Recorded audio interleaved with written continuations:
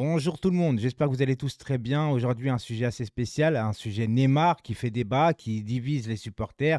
Tu as les pro Neymar, tu as les pro PSG, tu as les gens qui sont pro PSG et pro Neymar. Moi, les gars, écoutez, je suis assez fatigué de tout ça. En vérité, je ne veux pas m'acharner sur le bonhomme.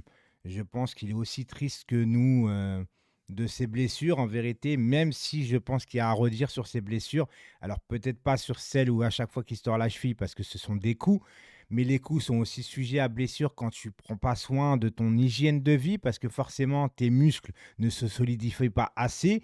Et d'ailleurs, je n'ai jamais vu un joueur avoir une cheville aussi élastique en vérité et qui ne prend pas bien soin de ses appuis. Maintenant, je ne vais pas me réjouir d'une blessure de Neymar, même si je ne le porte pas forcément dans mon cœur, parce que je voudrais faire une vidéo, parce qu'il ne faudrait pas tout mélanger en vérité. Neymar, quand il est arrivé au Paris Saint-Germain en 2017, j'étais le premier heureux. Voilà pourquoi. Parce qu'on a un amour, nous, les supporters du PSG, il y a toujours eu un amour inconditionnel avec le Brésil, déjà d'une.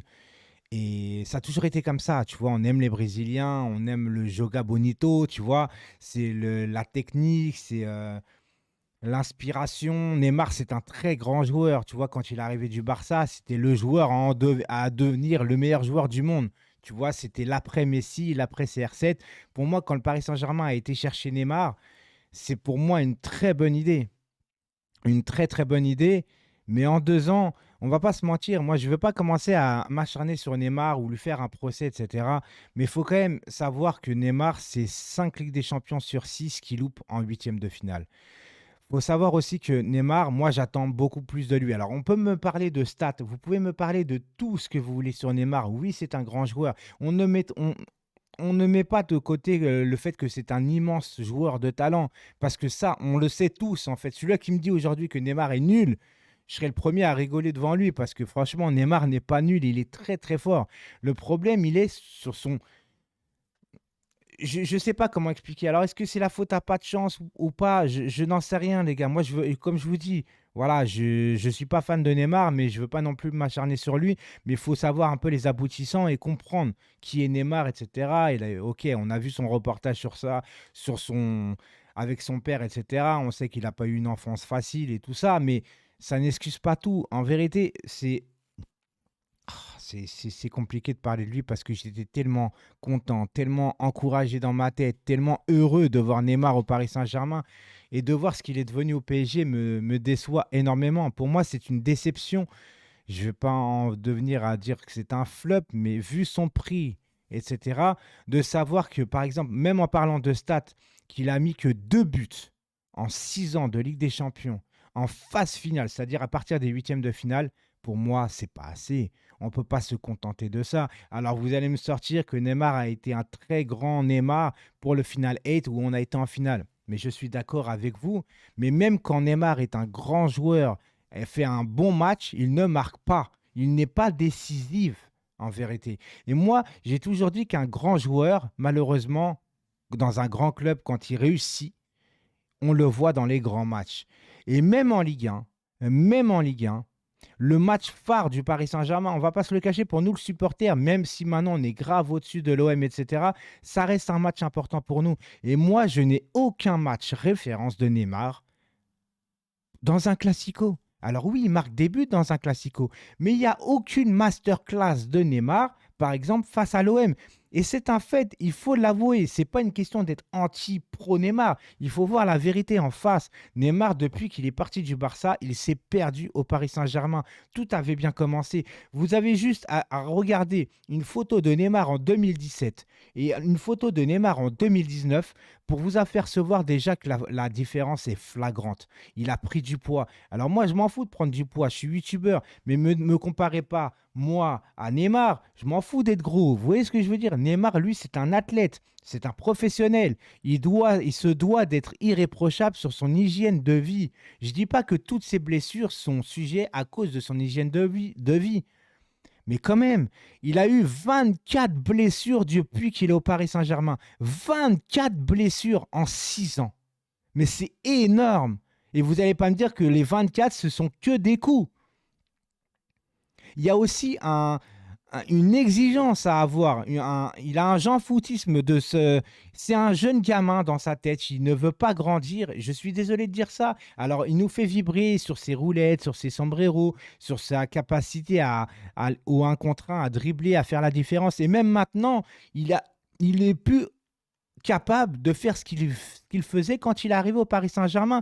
Un Neymar, avec le talent qu'il a, il a besoin d'être svelte, de voler limite sur le terrain. Il n'est plus capable de voler sur le terrain. Il a pris du poids. C'est encore un fait, c'est une constatation. On ne va pas se mentir. Et moi, là où je regrette sur le tempérament de Neymar, c'est par exemple les 2 premières années où pour moi, il n'est pas responsable de ses blessures parce que c'est vraiment des coups, c'est vraiment des torsions, etc. C'est quand tu as subi 2 grosses blessures, les 2 premières années au Paris Saint-Germain, et que tu arrives à la 3e année où normalement tu dois te dire, attends, j'ai été payé cher, j'ai un gros salaire, les gens attendent grandement de moi et je suis un compétiteur dans l'âme, tu dois revenir à la 3e saison au top de ta forme pour avoir une revanche sur ta propre carrière, sur tes propres saisons au PSG, une revanche sur toi-même. Le problème, c'est que tu viens en surpoids la 3e saison. Alors vous allez me dire, il a droit aux vacances.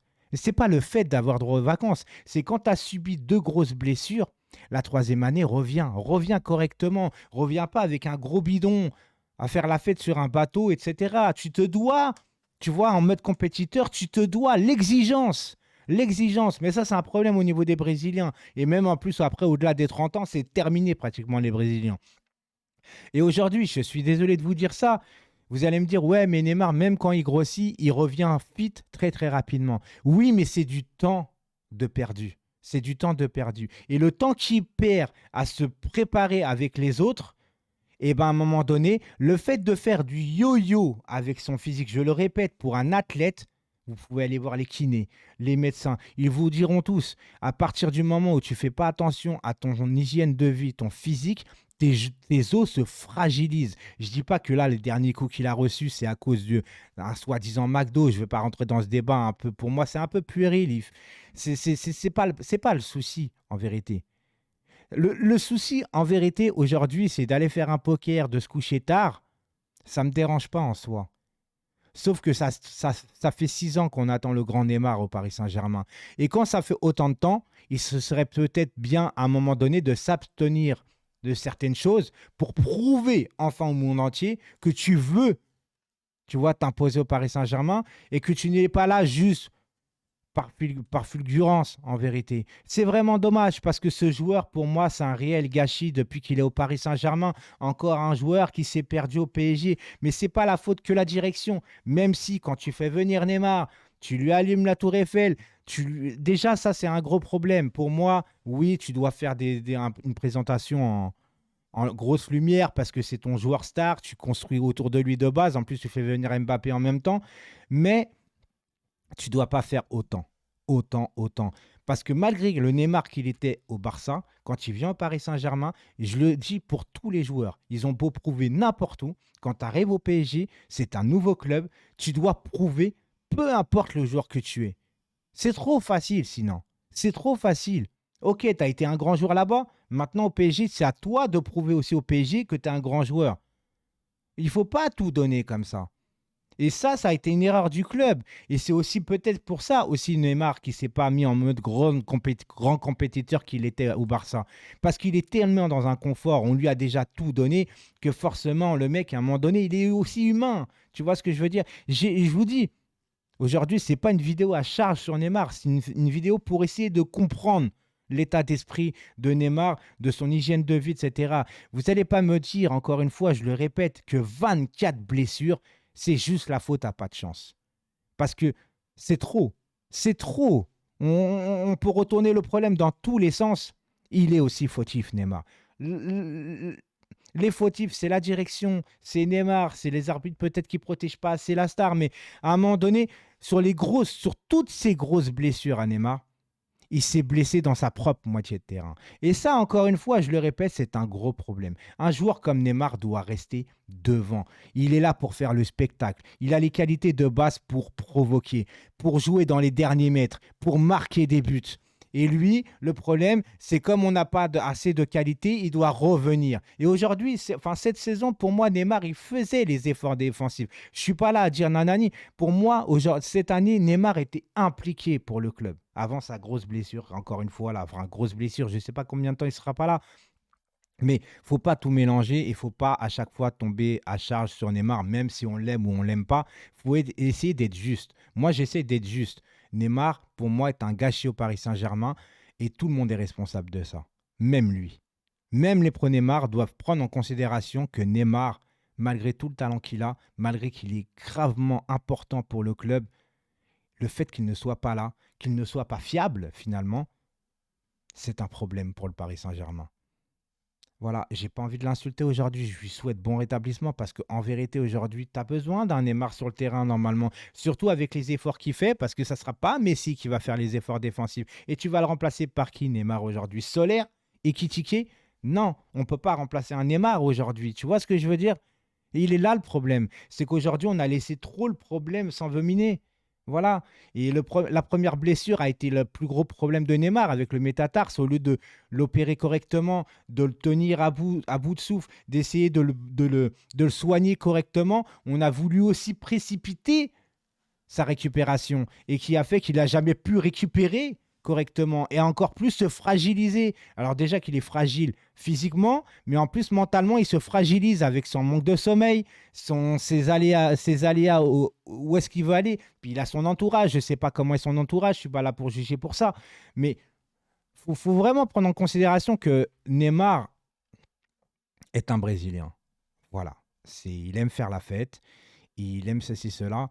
Mais voilà, après, chacun est libre d'aimer ou pas le joueur. Mais il faut essayer d'être juste. Encore une fois, je le répète, je suis un peu peiné, mais qu'est-ce que vous voulez que je vous dise? Moi, hier, de le voir blessé, j'étais triste quand même. J'étais triste, il était à un but, une passe décisive, il était encore impliqué, il courait cette année.